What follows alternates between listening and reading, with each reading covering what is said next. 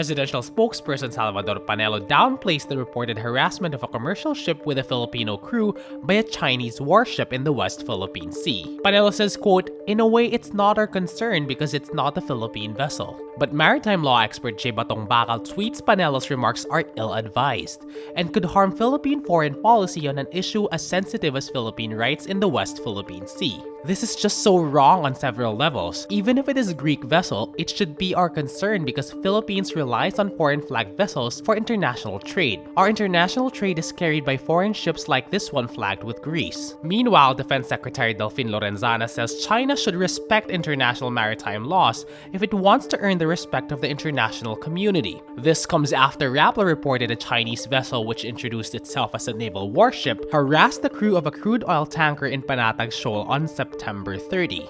This is China Coast Guard. This area is under the jurisdiction of Chinese government. You should keep away from this area. The Chinese ship claimed Beijing had jurisdiction over the feature, a claim invalidated by the July 2016 Hague ruling, saying the area belongs to the Philippines. The Bureau of Animal Industry, or BAI, confirms skinless longganisa and hotdog of Mekeni Foods Corporation tested positive for African swine fever, or ASF. BAI Chief Ronnie Domingo says Mekeni already voluntarily recalled all of its pork-based products. In a statement, the food company says it will continue to cooperate in its ongoing investigation to determine the source of ASF. It adds it will actively support the review of current protocols on issuing certifications for both local and imported raw meats. Operations of its pork-based processing area were suspended since October 26. The company says the facility was cleansed and disinfected. Meanwhile, Quezon City Mayor Joy Belmonte confirms Monday, November 4, cases of ASF were found in Barangay Gulod, Novaliches. Belmonte says less than 100 pigs will be culled in the village.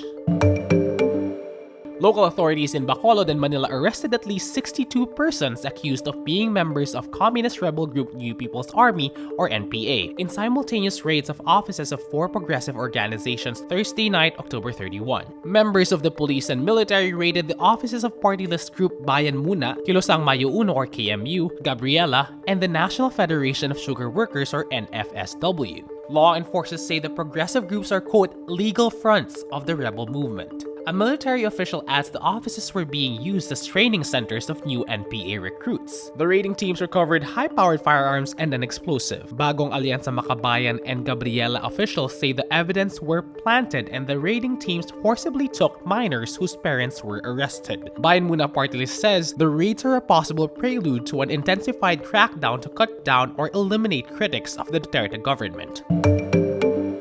Denisoy's Dito Telecom community aims to attract Globe and Smart subscribers and gain at least 30% of the total market share within its first few years of operations. As of 2018, Globe has around 55% of the total market share, while Smart has 45%. Dito Telecom partners with China Energy Equipment Company Limited and Filipino-Malaysian consortium Zeal Power Construction and Development Corporation to serve as Dito's contractors and tower providers. Dito will be spending more than the $6 billion earmarked for the rollout. The company has yet to announce the availability of its mobile services. Its priority so far is to provide fixed broadband internet services. Formerly called Mislatel, Dito is composed of UIS Udena Corporation and Chelsea Logistics, with China Telecom as its foreign partner.